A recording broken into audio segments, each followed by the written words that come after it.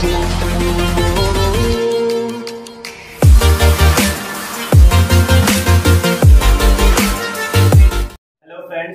To Uday academy.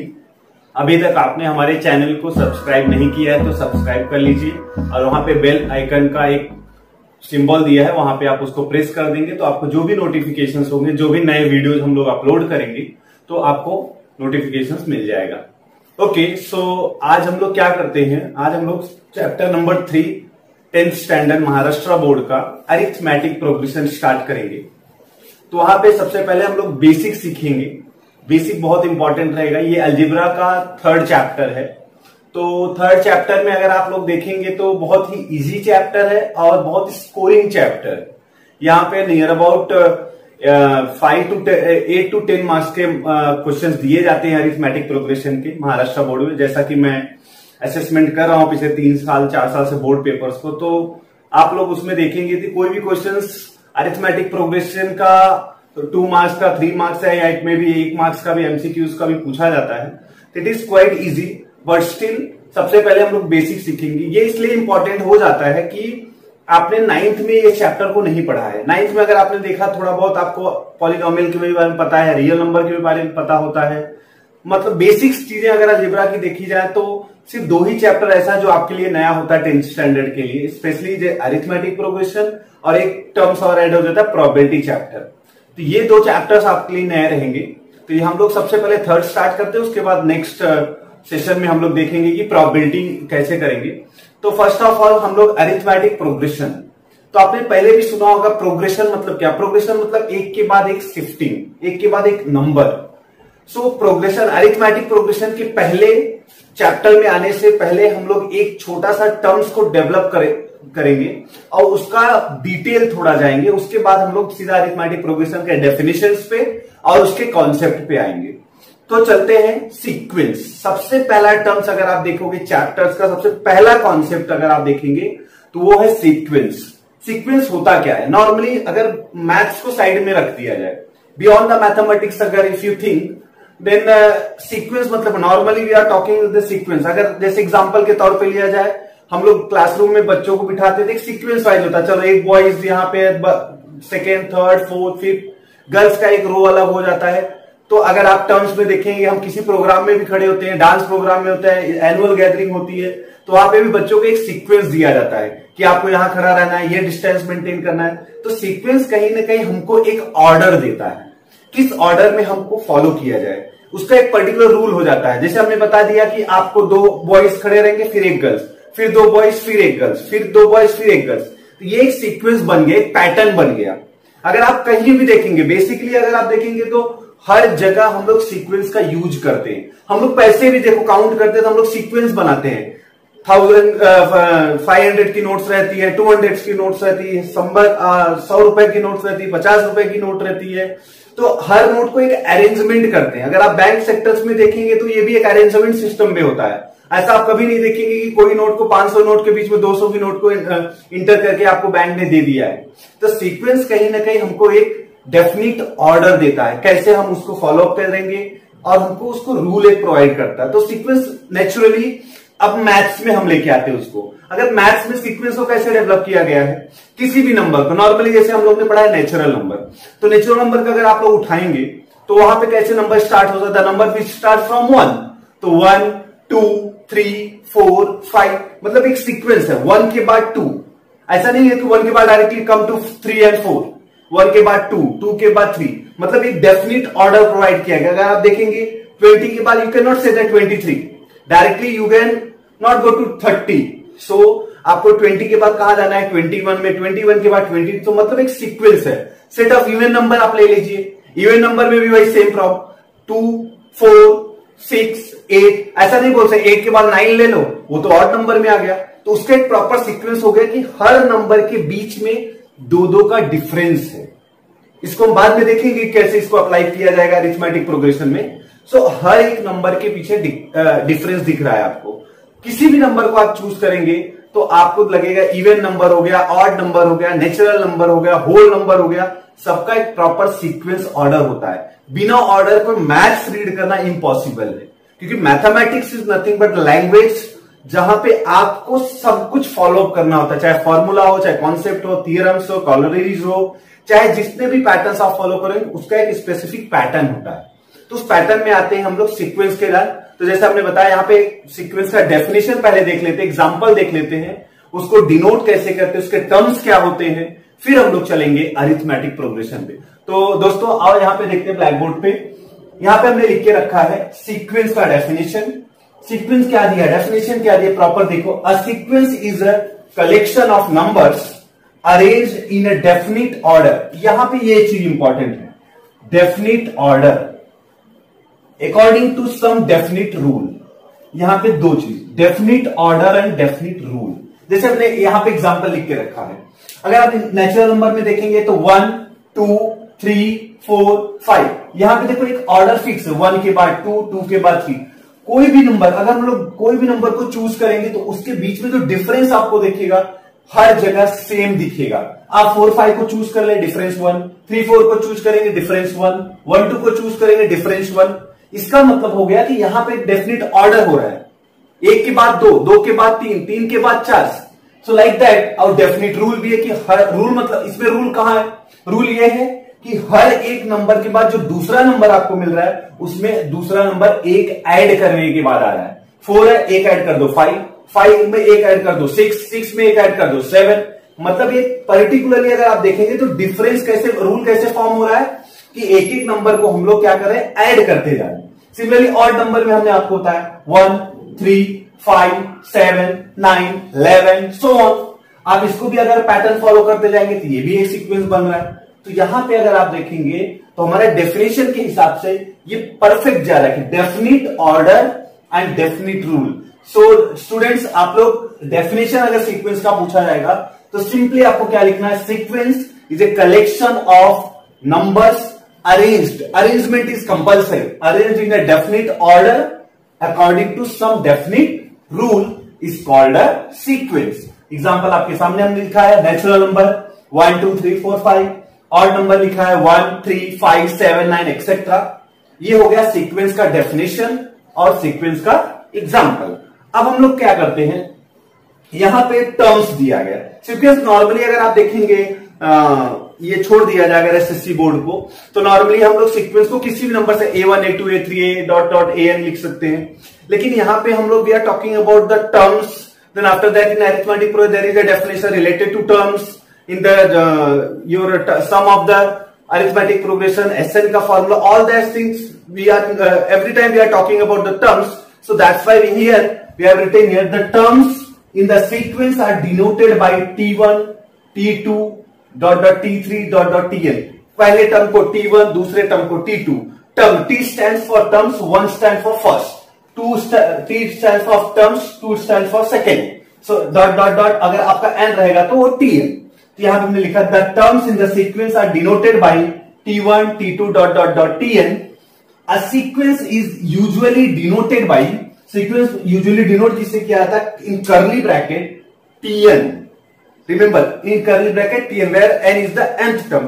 कहीं कहीं पे ऐसे भी लिखा जाता है Tn, बट मोस्ट प्रोबेबली हम लोग यहां पे कर्ली ब्रैकेट में यूज करेंगे।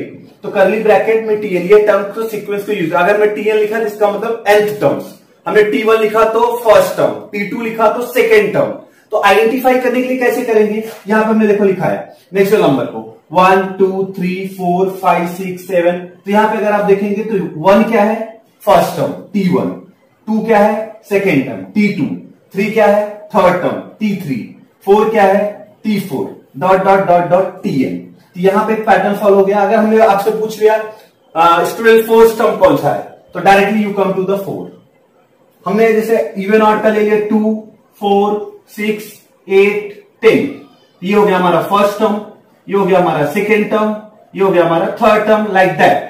अगर मैं आपको बोले सेकेंड टर्म कौन सा है तो डायरेक्टली आंसर आपका क्या आएगा 4। हमने पूछ लिया आपको थर्ड टर्म क्या है, थर्ड टर्म, तो आपका डायरेक्टली आंसर क्या आएगा 6। तो ऐसे ही करके टर्म्स को डिफाइन किया गया है। हर एक टर्म्स को काउंट करने के लिए आपके पास एक प्रॉपर मैनरिज्म होना चाहिए, प्रॉपर ऑर्डर फिक्स होना चाहिए। अगर प्रॉपर ऑर्डर फिक्स नहीं है तो you can not identify the terms. Is that clear students? So sequence is a collection of number arrange in a definite order according to some definite rules. Examples is given here, and terms in the sequence are denoted by T1, T2, Tn. A sequence is usually denoted by a curly bracket Tn. So first term is called T1, second term T2, and so on. Nth term is called Tn. Nth term मतलब n, जिसका आपको dot dot में दिया रहेगा, last term जिसको हम बोलते हैं, कहीं कहीं उसको लास्ट टर्म भी लिखा गया है. Last term is nothing but your called nth term. Is that clear? तो आपको समझ में आ गया होगा सीक्वेंस क्या होता है, उसके एग्जांपल्स क्या होते हैं. किसी भी चीज में अगर आप लोग देखेंगे तो सीक्वेंस आपका कंटेन बना हुआ है. तो ये हो गया सीक्वेंस. इसी के बेस्ड पे हम लोग आगे का जो टर्म्स रहेगा हम लोग देखेंगे कि अरिथमेटिक प्रोग्रेशन क्या होता है. सीक्वेंस में ही अरिथमेटिक प्रोग्रेशन है. मैं आपको एक बताऊंगा कि कैसे कैसे हम लोग डेवलप करते हैं, प्रोग्रेशन को कैसे डेवलप किया जाता है with the help of sequence. तो हम लोग वो चीज कैसे करेंगे हम लोग देखते हैं. और यहाँ पे हम लोग अरिथमेटिक प्रोग्रेशन का डेफिनेशन, सबसे पहले हम लोग टर्म्स को डेवलप करेंगे, उसके बाद हम लोग देखेंगे कि अरिथमेटिक प्रोग्रेशन का डेफिनेशन कैसे बनेगा. Is that clear? Okay, thank you. तो चलो देखते हैं हम लोग अरिथमेटिक प्रोग्रेशन होता क्या है. सबसे पहले हम लोग यहाँ पे कॉन्सेप्ट में लिखा हुआ हो, आप लोग ब्लैक बोर्ड पे ध्यान से देखिए. यहाँ पे हमने क्या लिखा है? 1, 4, 7, 10, 13, 16. हमने एक यहाँ पे एरो के थ्रू दिखाया गया है. यहाँ पे देखो क्या लिखा गया, 1. अगर 1 और 4 को कैसे रिलेट किया गया, 1 + 3 = 4, 4 + 3 = 7, 7 + 3 = 10, 10 + 3 = 13, 13 + 3 = 16. अगर आप यहां ध्यान से देखेंगे तो ये जो 3 टर्म्स है, ये 3 नंबर जो है 3, 3, 3, अगर आप सब में देखेंगे तो यहां पे 3 हर एक नंबर में ऐड करने के बाद नेक्स्ट नंबर मिल रहा है. हमने 1 फर्स्ट हमारा नंबर है, फर्स्ट नंबर. तो यहां पे अगर आप देखेंगे तो ये हो गया T1, ये हो गया आपका T2, ये हो गया T3, ये हो गया T4, ये हो गया T5, ये हो गया आपका T6. इसका मतलब क्या हो रहा है कि T1 में हम लोग 3 ऐड कर रहे हैं तो T2 मिल रहा है, T2 में 3 ऐड कर रहे हैं तो T3 मिल रहा है, T3 में 3 ऐड कर रहे हैं T4 मिल रहा है, सो ऑन. इसका मतलब ये हो गया T1, फिर T2 कैसे मिल रहा है, T1 = T1 + 3, sorry T2 = T1 + 3. तो यहां पे क्या मिल गया है, T1 में हमने 3 ऐड किया, T2 अब हमको क्या चाहिए, T3 चाहिए. तो T3 के लिए हम लोग क्या करेंगे, T2 + 3. सिमिलरली अगर हमको T4 चाहिए तो T4 में क्या करेंगे, T3 + 3. इसका मतलब क्या करें, हम लोग प्रीवियस टर्म्स में 3 ऐड कर रहे हैं तो हमको नेक्स्ट टर्म मिलते जा रहा है. इसका मतलब यह है कि किसी भी दो टर्म्स के बीच में जो डिफरेंस है वो 3 का है. सिमिलरली आप सेकेंड में भी अगर आप देखेंगे, हमने क्या लिखा है, 6, 12, 18, 24, 30. यहां पे भी देखिए 6, 12 डिफरेंस 6, 12, 18 डिफरेंस 6, 18, 20 डिफरेंस 6, 20, 30 डिफरेंस 6. इसका मतलब यहां पे भी आपको डिफरेंस कितना मिल रहा है, 6 का. तो यहां पे भी अगर ये हो गया आपका फर्स्ट टर्म T1, ये हो गया T2, ये हो गया T3, ये हो गया T4, ये हो गया T5. यहां पे भी आपको देखेंगे सबके बीच में डिफरेंस क्या मिल रहा है, 1. तो ऐसे नेचुरल नंबर में भी है 1, 1, 2, 3, 4. यहां पे भी अगर आप डिफरेंस 2 में से 1 गया 1, 3 में से 2 गया 1, 4 में से 3 गया 1.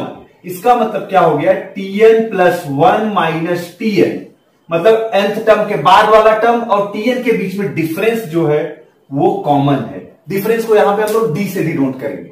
तो यहां पे अगर आप ध्यान से देखेंगे तो हर एक सीक्वेंस के बीच में जो डिफरेंस है वो कॉमन है. और जब डिफरेंस किसी भी दो टर्म्स के बीच में कॉमन हो जाए किसी भी पर्टिकुलर सीक्वेंस में, उसी सीक्वेंस को बोला जाता है अरिथमेटिक प्रोग्रेशन. क्या बोला जाता है, अरिथमेटिक प्रोग्रेशन. किसी भी सीक्वेंस का अगर difference between any 2 consecutive terms is same, then it is called arithmetic progression. फिर से देखते हैं एक बार, यहां पे सबके बीच में डिफरेंस देखो. अब मैं आपको यहां पे एक एग्जांपल लिखता हूं. जैसे हमने यहां पे लिख दिया 1, 2, 4, 6, 5 या सपोज 7, 9 डॉट डॉट. यहां पे देखिए टर्म्स तो नो डाउट, ये T1 है, ये T2, ये T3, ये T4, लेकिन सबके बीच में डिफरेंस सेम है. क्या 1 से 2 के बीच में डिफरेंस 1 का है, 2 to 4 के बीच का डिफरेंस क्या है, 2 है, 4 to यहां पे भी 2 है, यहां पे फिर से 1 हो गया, यहां पे फिर से 2 हो गया. इसका मतलब क्या है, ये सभी सेम है, डिफरेंस है, नो. इसका मतलब ये जो sequence, no doubt it is a sequence, it may be sequence, लेकिन ये सीक्वेंस कभी अरिथमेटिक सीक्वेंस बनेगा क्या, अरिथमेटिक प्रोग्रेशन होगा क्या? No, never. क्यों? क्योंकि इसके बीच का डिफरेंस क्या है, इसके बीच का डिफरेंस सेम नहीं है। जबकि अरिथमेटिक प्रोग्रेशन का डेफिनेशन क्या है? If the difference in any sequence, if the difference between any two consecutive terms, you can choose any two terms from given sequence, pick up two sequence and just subtract it, pick up two sequence, just subtract it. If you get the same difference, same number, then you can say that the given sequence is a arithmetic progression. तो exams वगैरह में आपको दिया जाता है verify arithmetic progression, आपको fractions में भी दिया जा सकता है। तो हम लोग यहाँ पे समझ में आ गया आपको कि अरिथमेटिक प्रोग्रेशन को हम लोग बोलते कैसे। तो इसका डेफिनेशन अगर हमको लिखना रहे इन द गिवन सीक्वेंस, अगर हमको डेफिनेशन लिखना रहे तो कैसे लिखेंगे इसका? तो डेफिनेशन अगर आप देखेंगे इन अ गिवन सीक्वेंस, कोई भी सीक्वेंस आपको दिया रहा है, in a given sequence if the difference between any two consecutive terms, any two consecutive terms are same, then that sequence is nothing but arithmetic progression. Then that sequence is nothing but arithmetic progression. Is that clear? So here what is written here, in a given sequence if the difference between any two consecutive terms are same, then that sequence is nothing but arithmetic progression.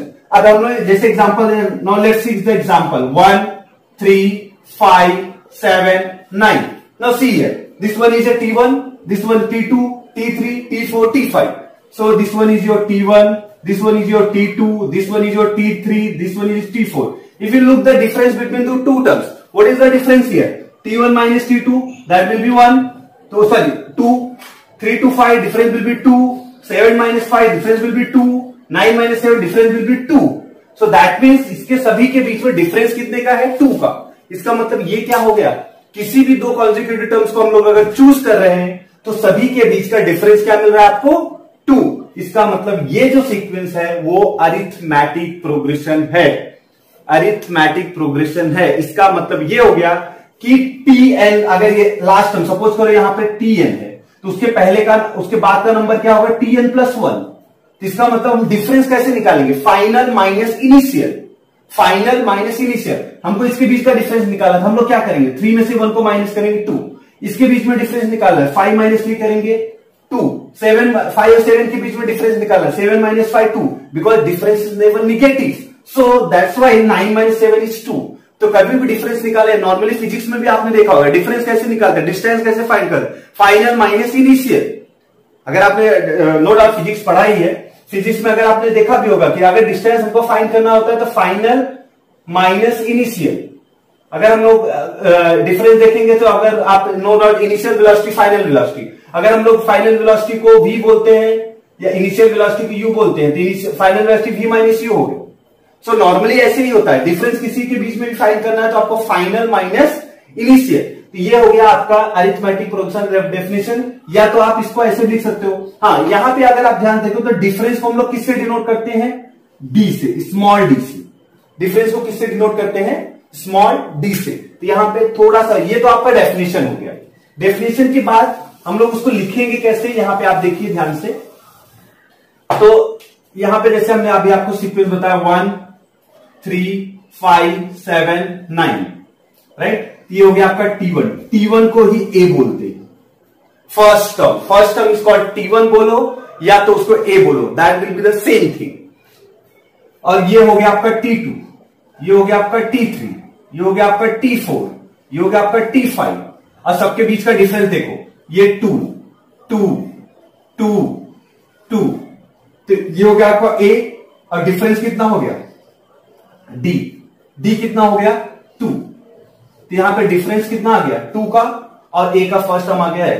तो ऐसे ही करके अगर कोई भी sequence दिया हमको nth term उसका पूछ रहा है, अगर nth टर्म हमको उसका पूछ रहा है तो हम लोग कैसे निकालेंगे? तो ये सब हम लोग इसके फॉर्मूले पे देखेंगे, जिसका फॉर्मूले का Tn का formula nothing but a plus n minus 1 into d, वो हम बाद में देखेंगे।